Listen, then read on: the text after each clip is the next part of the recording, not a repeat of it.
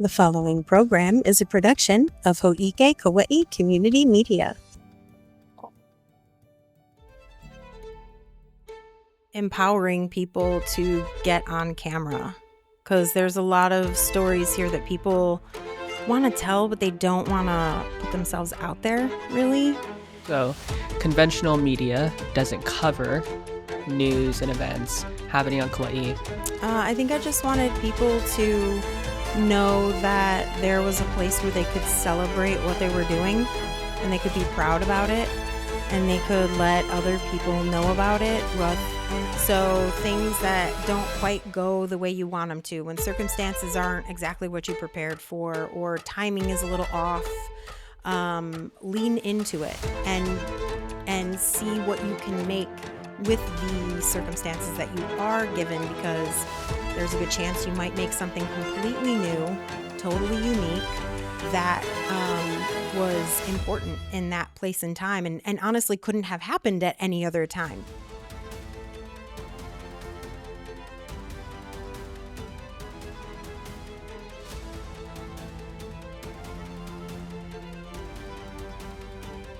For years, Community Connections has introduced our viewers to the people, organizations, and volunteers making a difference across Kauaʻi. Today, we're turning the tables and celebrating the person who spent years welcoming everyone else. Tricia, thank you for letting us interview you today. Thanks. It's great to be here. That feels weird to say. That feels so weird. I mean, you still work here. I do. Yes. Yeah, I'm still here for a couple more days.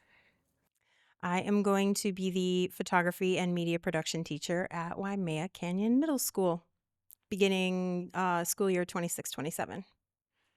That's awesome. Are you excited about it? I mean, it feels like the natural translation from Ho'ike's education side. Yeah, I think educating students here definitely helped me with my confidence as a teacher. But it is, the West Side Middle School doesn't have a media program right now. So this media program will be new, and I'm excited to help get it started.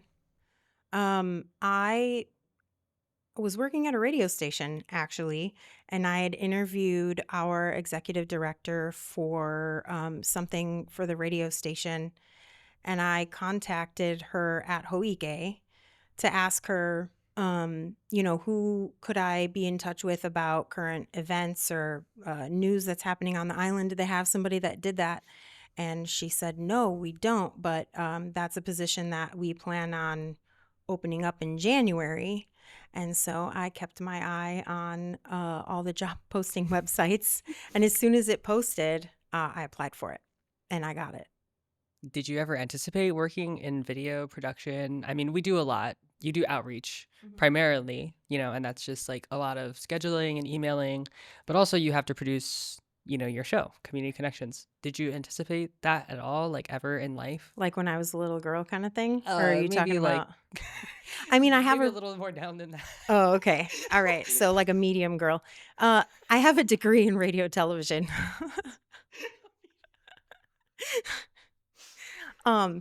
I actually have a degree in radio television, but I graduated in 2003, and that was a while ago.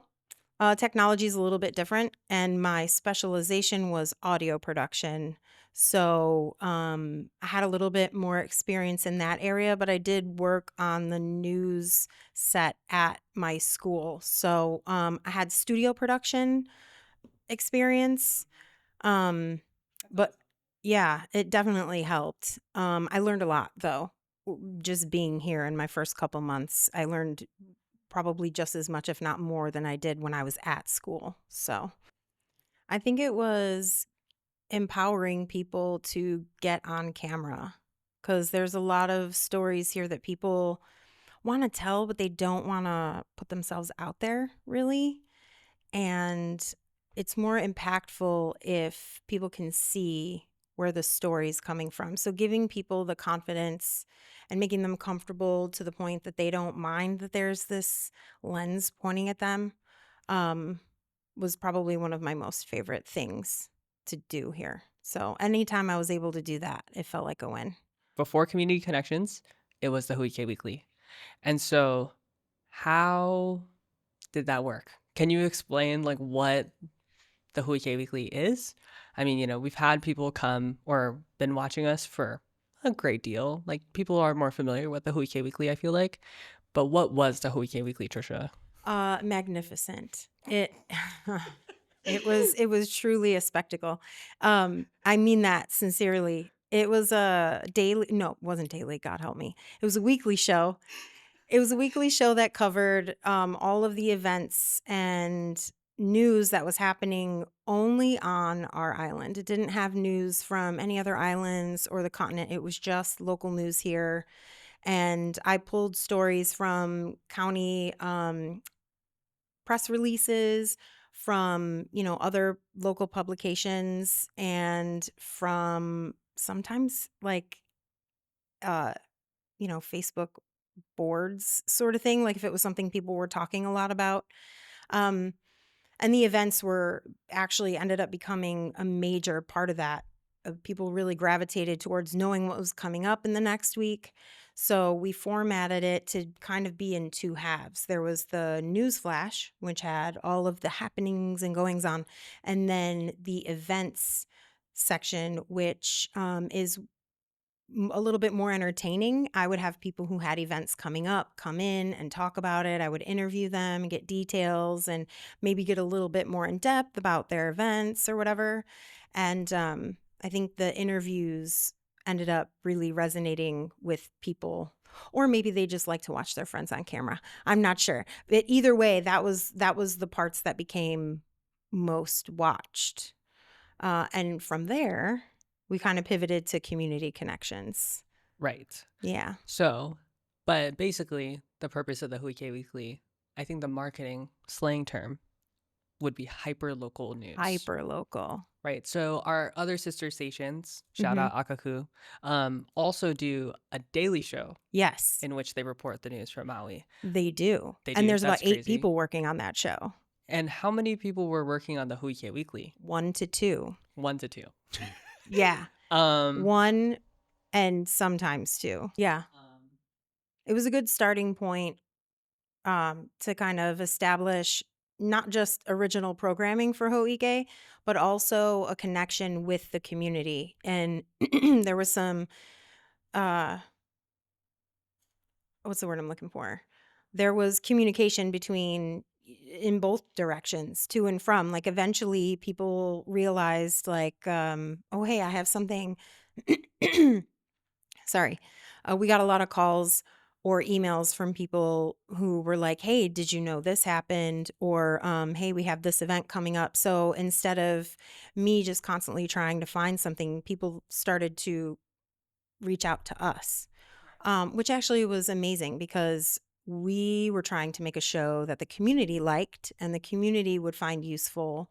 And they helped us do that by telling us what they had going on. And I think that was when the magic happened, was having that open communication between us and the community. It wouldn't have worked otherwise. at the time, there wasn't a ton of traditional still media coverage. Right. Like there was like maybe one article about it or something. And they were quick, digestible stories too, kind of like your county council recaps. It was a quick plug.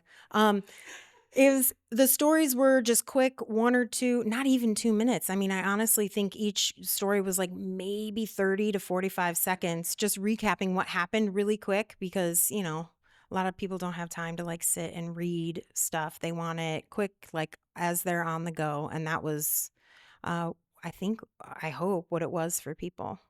Seemed Yes. to work. I mean, yeah. I mean, Yeah.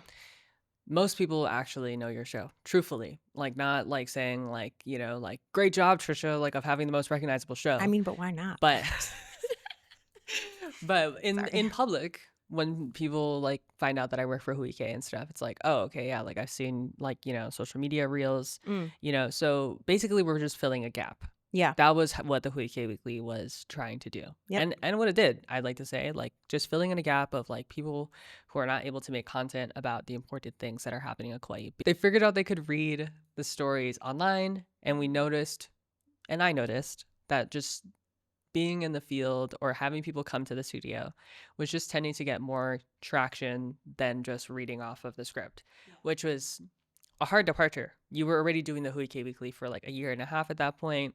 You know, like maybe we just needed to like get it off the ground a little bit more, you know, like, but that's the fun thing about starting your own show, right? It's just like you can just like make the adaptable change. And so that's how Community Connections came to be, right? Um, I guess I'm not going to ask you to like explain like the two differences between the Community Connections and the community calendar, but what was, I guess, your hope with starting Community Connections as a derivative of the Hui Weekly? Like what would you hope that people would take away from it? Even if you've already stated it before, but like, you know, like growth wise. I think I just wanted people to know that there was a place where they could celebrate what they were doing and they could be proud about it and they could let other people know about it and a lot of these events were hosted by nonprofits and community organizations who don't have a big ad budget. So a lot of the interviews I did were events for nonprofits and community organizations who don't really have a big ad budget. So being able to come in and talk about it at length, 5 minutes costs you a lot of money if you're on the radio or on air. And honestly, it's unheard of on the radio, but um, they could come in and talk about it and it was fun. It was a conversation. It wasn't like, they didn't really have to prepare anything. We just would sit and talk story and I'd get the details. And if they had examples of what they had going on, they'd bring them in. And if I was able to actually go to the event and get footage of things that were happening, I did that too, in order for the public to be like, hey guys, check this out. Because sometimes, seeing it with their own eyes is really good motivation for people. So I guess back to your question, my hope for the show was that people of Kauaʻi knew that there was a place that they could come, A, to be heard, um, B, to be celebrated, and C, to really get to the, meat and potatoes of what their organizations did. Because I think I've noticed a lot of those organizations, that was like their main focus was like, people don't even know who we are. We want people to just know a little bit more about us. And those interviews really helped with that. So What do you think you're carrying from the Hui Weekly or Community Connections into like how you work with Kauai's youth? what I've noticed is people thinking there's like this real rigid formality when it comes to video. And I like to keep things light. I feel like people are better on camera if they're more comfortable. So, one of the things I think I'm going to bring from here to the classroom is that sort of loose, um, kind of go with the flow, get comfy, sit down kind of energy. Although it is important to like have things dialed in and stuff like that, it's equally, if not more important, to connect with the person you're talking to, and also the subject matter that you're talking about. And you can't do that if you're nervous or rigid or like, worried about something else. So the calm, casual, like, you got it, it's cool. We're just, you know, talking sort of energy. I think I'll bring that to the classroom. And hopefully these kids will feel that and get comfortable and make some really cool stuff that we can air on Hoike. Let's just take a chill pill. Like Yeah. we don't need to like emulate like a full news agency or a full media production. Like we just need to be on site, capture things the way that they are, and then make like you said, obviously people are when they're more comfortable, um they open up more and they're who they are, right? Yeah. Like that's what Community Connections is about in terms of like connecting our community to other people. um you know, I don't know if you have had it happen to you, but you know, I go to a lot of community events for business or for Hoike. um and I know that like that naturally connects people just by watching it and then being like, oh, wait, maybe I can partner with Rice Tree Business Association or I can partner with Hawaii Children's Theater. And I think that's like a really powerful thing because that's something that even like hiring someone to do a traditional ad for HCT or for RSBA, like those two examples, like that wouldn't happen if Huike or you weren't on the front lines connecting those dots for people. You know what I mean? Mm-hmm. Yeah. So that's kind of the powerful thing, you know, like it became, I thought it was just going to be like kind of like a spoke and like ladder or like spoken. This is airport terminology. I don't even know why. So it's a circle and you know, like it just would branch outwards. But I mean, obviously we've seen and not seen that it's more like a spider web. It's more just all interconnected because it's all the Kauaʻi stories. Yes. And they all remember you. And so I'm sure they will miss you, not in the chair or not in the studio.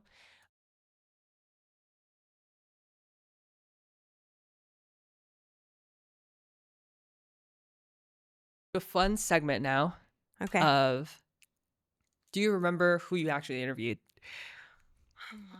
This won't be embarrassing at all. Did you interview the Kauaʻi Economic Development Board? Aloha Kauaʻi, I'm Tricia Allen in the studio with Kevin Matsunaga. He is with the Kauaʻi Economic Development Board. How are you doing today?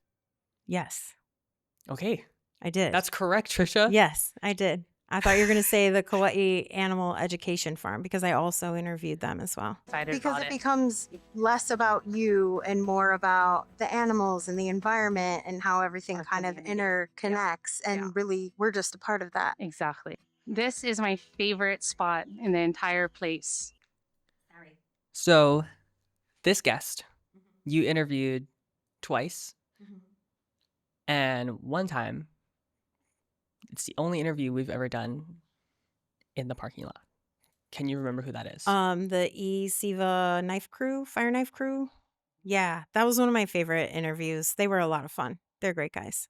I mean, yeah, I mean, I think you had multiple staff members with you too. Like it was a big thing because Yeah. it was just, it was cool. And they taught me how to do, I forget what they're called. I attempted to do some, I don't know. I tried. I tried. On fire knife demonstrations at the ICBO Fire Knife booth. We also be doing hands-on demonstrations step by step. There you go. You be ready for next year. How to spin our practice knives. Yep, this year I'm dedicated. We've had a lot of government agencies come in, Mm-hmm. but this particular person came in multiple times to talk about digital I already know who equity. you're talking about. You do? I do. It's Ken Dickinson from Kapuna Connections. I love him. Yeah. He was great every time. He was always really happy to come in, and he brought gifts every time he came in, and they were really thoughtful ones. They were the little giveaways that he would have for the Kapuna Connections events. So I felt like really personally connected to that because he would show me how to use the device, and then I use my tile on my keychain all the time. And my little speaker, he brought like a little Bluetooth speaker. Thanks, Ken and Janet. They were really great. Off camera, but still. So God is this Thanks, in the Janet. beginning. And all our great friends on the island. So I don't want to make it about myself. Okay, If we that's won't okay make to it about say you. that, you know, Kapuna Connections did win an award, though, for their digital equity innovation. so that will also detect. It's a little less affordable, but it will immediately record that to your smartphone if you take a drink. Or you can touch that black button in the middle and it'll tell you if you're hitting your goal, your percent. Yeah, I feel like I couldn't go forward without, honoring our frequent flyers, we'll call them. Frequent flyers. I like that. And, like you started, I think you've had Denim Day a couple of times Mhm. and YWCA come in. Mm-hmm. Thinking about where you've been around on the island, have you ever been to Anahola? I have for the Ko'olaulimu Festival. You sure? It's really good. Oh, it's delicious. You gonna be okay? I'm Do I perfect. need to burp I you? feel really good now. You, Auntie Nalani, as she was preparing things for the Ko'olaulimu Festival, and she let me try. It was chili pepper shots, I believe. And I brought some back to the station for everybody else to try. Made everybody cry. It was great. So last year in 2025, Mm-hmm. I feel like the Hui Weekly really had its stride. Like I felt like every week I was just producing like a ton of reels because we were just everywhere. For the whole EK Weekly or Community Connections? I think at the time it would have been Hui Weekly. So Okay. I guess this is more of like a whoa, like isn't that a fun thing? Mm-hmm. But also, is it's a true or false question, you know? Okay. Trivia with Tricia. Okay. True or Plug. false? Was there an episode of the Hui Weekly that you had no packages, but there were still two like as part of the show? Maybe from some of your other coworkers. I guess is like the hint. I'm sure there was. Yeah. Yeah, I'm sure there was. Yeah. It was a lot for any one person to do. So I did reach out to my coworkers a lot and they did help with packages and outreach and things like that. Exactly. Yeah. So that week was actually, do you remember who it was? It was me and Max who produced two packages, but I can't remember, or I don't know if you remember. Okay, Max's package was the charity walk. Had to be. Right. I mean, Max's Here, all the business people, but it's not about that, it's about the people. And we gather here, we're going to take that walk and enjoy each other's company and very happy. So mahalo and aloha. Aloha. The event even seemed to be popular with the local wildlife. packages, that was the charity walk with the centipede. yes. I just remember the centipede. the centipede was very funny. Yeah. And then your package, you're going to kill me because I'm trying to remember. Give me a second. Wait for it. I'll get it. You know, they also have this. At Hale Hui? Yeah, we did Was a it a grand Hale opening. We Hui? did a grand opening video Oh. when they first opened their doors wow. in February last year. That's right. Yeah. Crazy to think about. That's insane.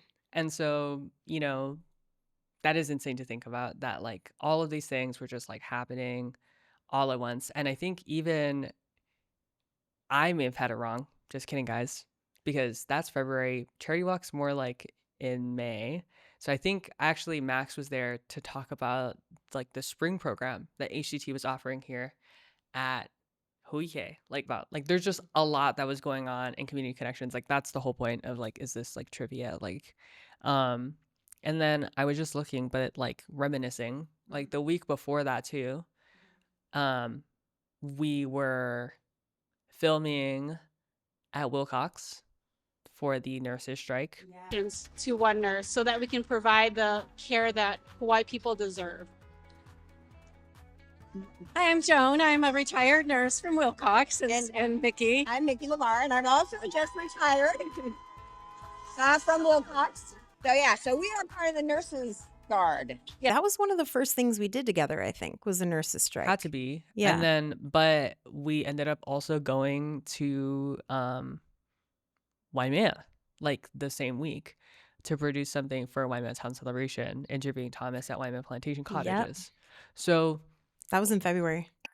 Kauaʻi. I'm Tricia Allen here with Thomas Nizo. He's the director of the Waimea Town Celebration, which is in its 48th year. 48th year. Now, this might. Yeah, like, well, when you think about it, like in the field, there was just a lot. Like, you know, like a lot of people came to the studio because the studio is just like a central location. It's in Lihui. But sometimes when we went out in the field, I just like, if I could put it like on a map of like the dots of like, you know, you went as far as Kauaʻi too with the St. Teresa Carnival. Like you really. Carnival for malasadas and flying saucers. And games. And games. Hi, I'm Wendy Souza. I'm the principal at St. Teresa School in Kauaʻi. Went out there, I guess is what I'm trying to emphasize. Our last question. How many episodes, I guess, so it wasn't part of the Hui Weekly directly, it was actually separate too. So this is kind of like a trick question, but how many episodes of the Hui Weekly / Community Connections took place not on Kauaʻi? Not on Kauaʻi.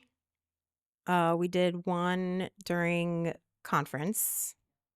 Alliance for Community Media Western Regional Conference, and we're learning a ton. It's day 2. It is day 2. Today. We just finished all of our breakout sessions for the day. The most recent one was helping underrepresented communities and what that looks like through community media. And I feel like I learned a lot of things today So we did one episode in March because Hui Hou won, and including the Hui Hou Weekly, We went to Oahu.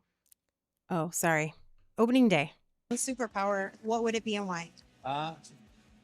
One superpower, I think the ability to fly. Yes, I love to be able to see different perspectives, and this world's a beautiful place. I'm often stuck in the building doing work, so maybe the power to fly would be. Opening day is probably one of the times where I felt the most like official, because running around the state capitol with all the other media people and asking interview questions, I was super nervous. I'm always nervous before I get on camera. It doesn't matter how many times. And I remember you prepping me. Yes, I very vividly remember this. Like, yeah, that is probably the closest, like you said, official. Like, that is Yeah. the closest I'll get to like my dream of like being like a political advisor or something like that. Yeah, it it's was just like cool. I was just in the hallways of the state ledge, just like trying to prep you on like the missing middle, how many like bills Rep Nakamura like introduced into the state ledge last year. What was her path to reelection? yeah, like stuff like that, and like what Luke Evslin was doing with housing, like at that point in time. Yeah, like deed restriction housing. Right. I was basically just giving like a reporter, like facts and like, like some that background to talk that about. was super fun and cool. And it we made didn't me sound like I knew what I was talking about, which I appreciate. but we didn't go back to opening day this year. But Mm-mm. I mean, I think it was still valuable, like people were able to like see something that I think most Kauaʻi people don't even think about, like looking back. Okay. So is there like a guest or conversation that you'll like never forget? Akanahe Raposo's interview for Into Light. I think that one was the most impactful one for me, because I mean, she shared a pretty heartbreaking story, but also like a triumphant one with substance abuse. And she was so brave to come in and share that. And I cried a lot. Like, I kept it together on camera, but off camera, it was really hard. That was the hardest package to edit too. Like, just, I had tissue next to me the whole time. So shout out to Akanahe for being that amazing, because that took a lot of guts. So is there anything that you have like thought about that like, oh wow, like all of these organizations have it in common? What do they all have in common? They all want to be heard. They all want people to know what they're about. They're all important. And they just all really want to help the community. So that was like the common thread with each one. If that were to be the new tagline, like obviously of Community Connections, is just like the community cares a lot. Yeah. And I feel like it can kind of be lost in the noise of the world. Mhm. So props to you for, like how the show has evolved. Thanks. Into spotlighting that they care. Yeah. I didn't do it myself, but thanks. So I had a lot of help. Looking back a little bit more, we're gonna do some rapid fire of my like favorite. Thinking this quickly. or that, Okay. just so it's kind of like a time capsule. Yeah. But so you're drinking coffee right now. I But am. coffee or tea? Coffee. Okay, yeah. Duh. Uh-huh. Studio or on location? Oh. On location is more fun, so I'm going to say on location. Favorite filming memory? Like, what was your favorite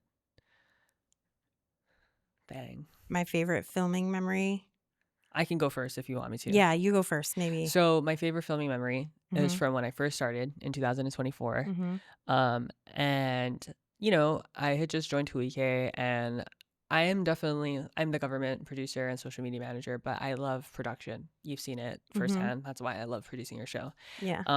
But like we Well, it was for Kauaʻi Voices, but I mean, they were your show too. So Oh, like, shout out to Kauaʻi Voices. Like, maybe we should talk about that a little bit more. yeah. But we interviewed the woman who wrote the book about the Hanapepe massacre, Mm-hmm.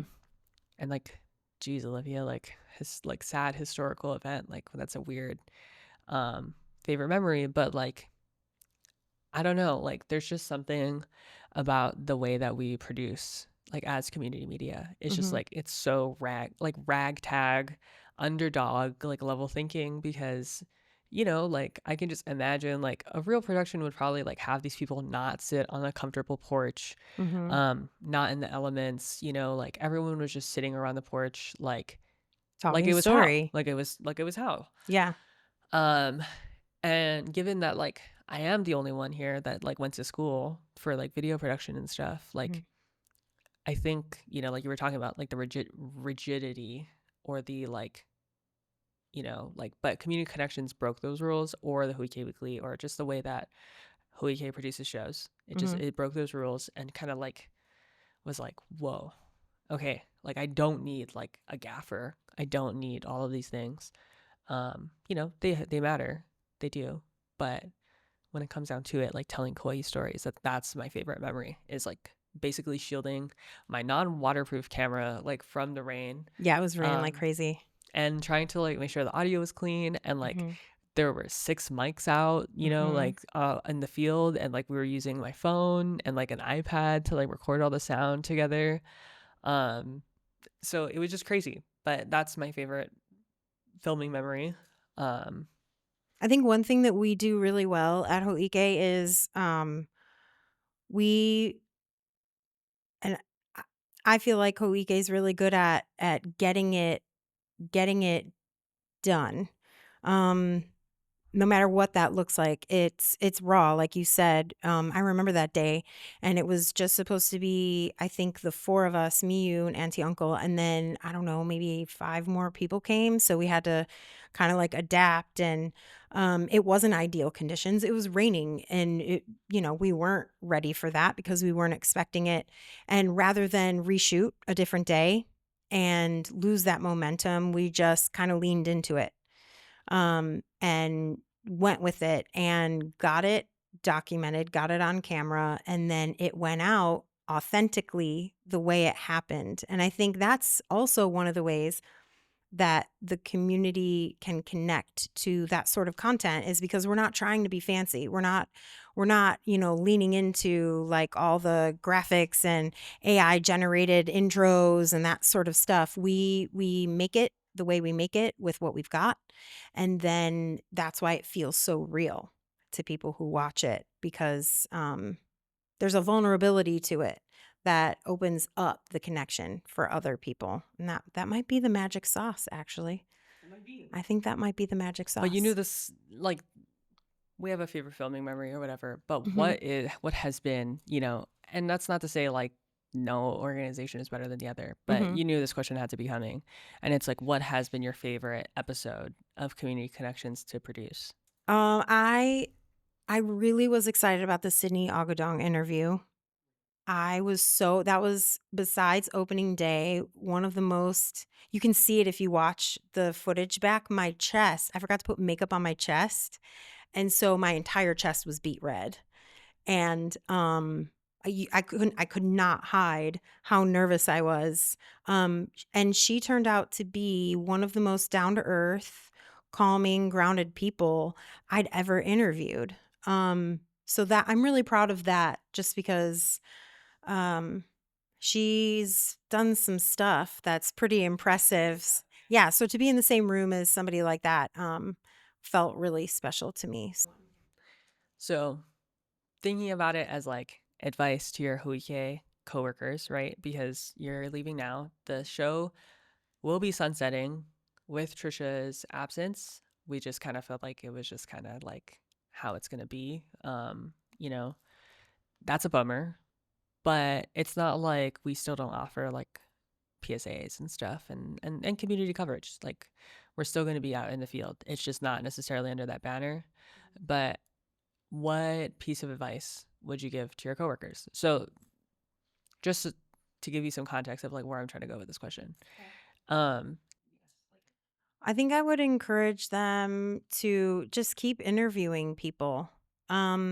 Whether it's before an event or after one.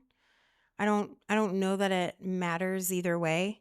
Like if it's a regularly occurring event, doing a recap is great. Just because then, it's going to happen again next year. So here's what happened this year. So if you give the community a chance to actually see it, then they're going to be really excited for it when it comes again. But things that aren't annual, really special events that only happen like maybe one time, or even just to highlight organizations that are doing really cool stuff. I think I would like some sort of interviews to continue happening with the community because I think it's important for them to be able to be seen and understood as to what they do. And it's important for Ho'ike to have that personal, intimate relationship with those organizations because without the community, we wouldn't exist. There'd be no point for us. So just keeping those connections open, keeping the community connection spirit alive. Maybe not, yeah, through other ways. 100%. I do have just like a generic piece of advice and something I learned working here. I mean, for the amount is of it time hit that I the lived record here. button? No, I mean, yes. Definitely don't forget to hit the record button. I had to learn that the hard way several times. But one thing I honestly learned was to I would just say lean into it.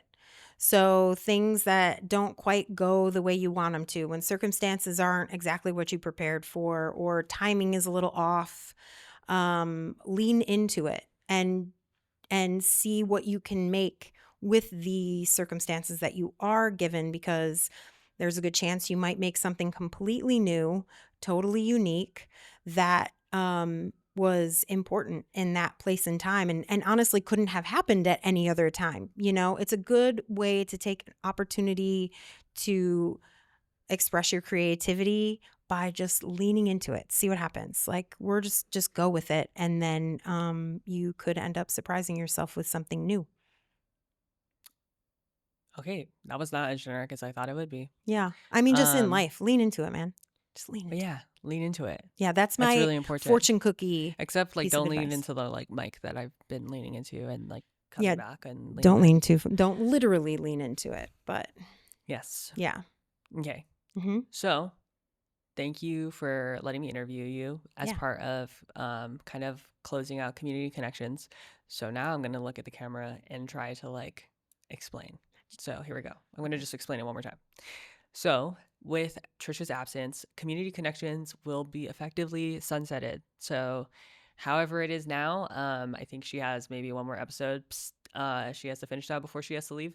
But as it is, Community Connections is basically in its own little time capsule. If you like watch it back, you'll see different volunteers, community leaders, and organizations that have shaped Kauaʻi. So with that, that's a bummer, I'm sure. Yeah, I'm but gonna miss it. Overall, whether it was under the Huike Weekly umbrella, Kauaʻi Voices, or just working here at Huike, what ultimately do you hope you've accomplished here? Whether it's through your show or connecting people, any other thoughts on that? What do you hope? I hope that people saw my guests and me, honestly, on camera and was like, well, if they can do it, so can I, kind of thing. And I hope that people take that opportunity to realize maybe some new talents they didn't know they had.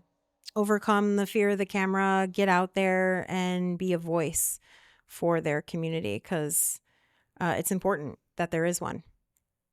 100%.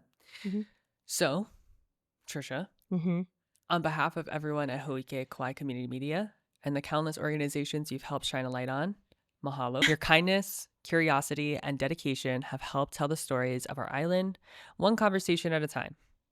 Thank you for everything you have done for Ho'ike and for Kauaʻi in general, as a whole. It's your last Hui video. I know.